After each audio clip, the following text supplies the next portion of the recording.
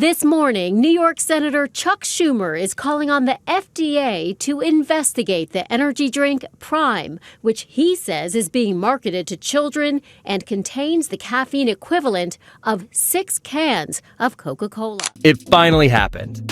Prime, Logan Paul's golden ticket to billionaire dreams, is collapsing right in front of him. For years, Logan built the image, YouTube superstar turned savvy businessman.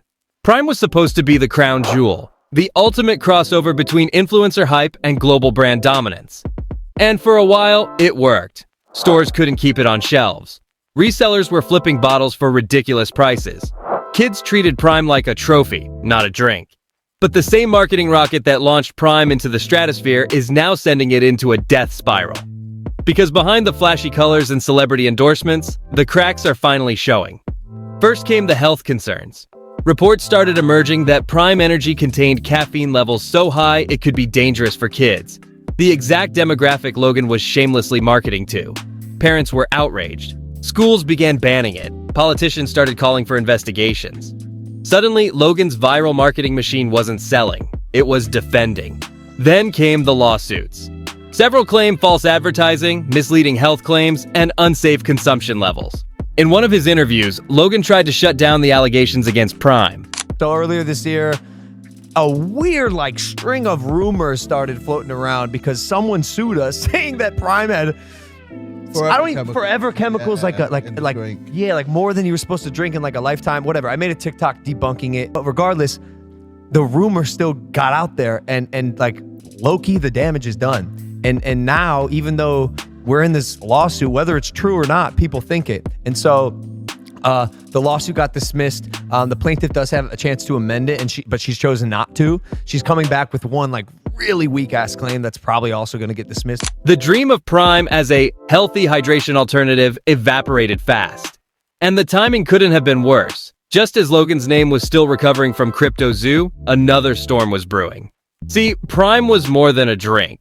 It was the last big piece holding Logan's "I'm a reformed businessman now" narrative together. He could point to it whenever someone brought up his controversies. Look, I'm not just making YouTube videos, I'm running a real brand. But now, even that card is off the table.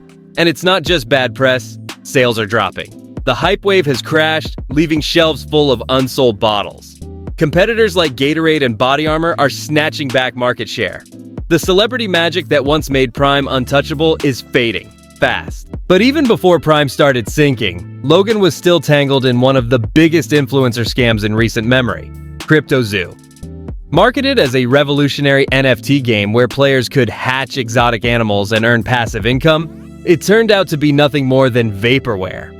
Zoo is a blockchain project that I created about a year and a half ago. You buy these eggs on the blockchain and you can hatch them into what are called base animals. And then you can breed your base animals with each other to create fun looking viral hybrid offspring that have a rarity scale.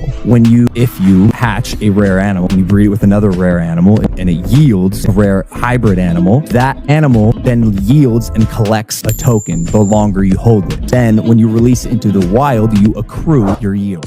Behind the glossy trailers and influencer hype, the project barely functioned.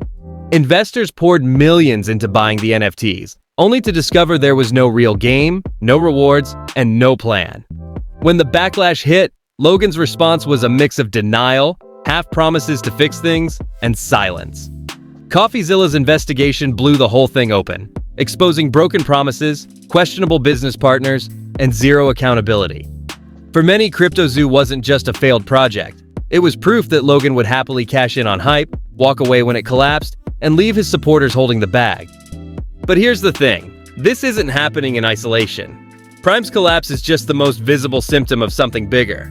Logan Paul is finally facing the consequences of years of skating on controversy. Because while Prime was under fire, the Crypto Zoo mess came roaring back into the spotlight. CoffeeZilla's investigation didn't just expose a failed NFT project. It painted a picture of a man who abandoned his investors when things got tough. The accusations were brutal. Millions lost, no meaningful refunds, and a trail of broken promises.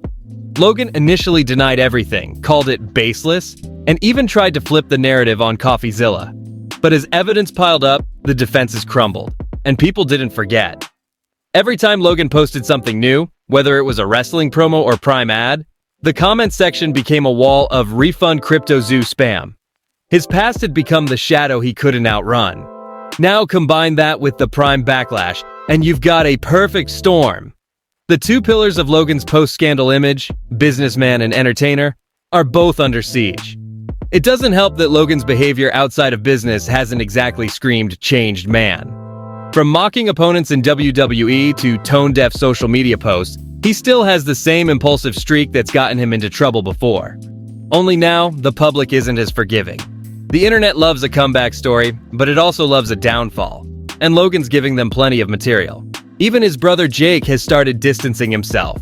The Paul brothers once thrived on being a package deal, controversial, loud, and inseparable. But now Jake's focusing on boxing and side ventures, while Logan's name keeps getting dragged into legal trouble and corporate PR nightmares. And speaking of PR nightmares, the influencer world is starting to turn on him. Former collaborators are publicly questioning his ethics. Even fans who stuck by him through the Suicide Forest scandal are finally saying enough. This isn't just haters talking. It's people who were in his corner for years finally walking away. Prime's downfall might just be the breaking point. When a product goes from must-have to problem this fast, brands and sponsors take note. Logan's whole business model depends on being marketable. If companies start seeing him as a liability, the sponsorship deals, brand partnerships, and even WWE appearances could dry up. And here's the part that should terrify him. Redemption gets harder the second time around. The first time you mess up, you can sell the "I've grown" story. The second time, people see a pattern. But maybe the scariest part for Logan is that this time, the backlash isn't just online drama. It's legal. It's financial. It's tangible in a way you can't just apologize away or distract from with a viral stunt. CryptoZoo investors are still pursuing legal action. Prime's facing regulatory scrutiny. The empire he built on controversy and confidence is being tested by something much harder to fight: consequences. And Logan has always been a master at controlling the narrative. But you can't control a courtroom. You can't out-hype a falling stock. And you definitely can't charm your way out of public trust once it's gone. The real question now is whether Logan will finally break the pattern, own up fully, take the hits, and rebuild the hard way. Or whether he'll double down, deflect, and watch everything he's built collapse for good.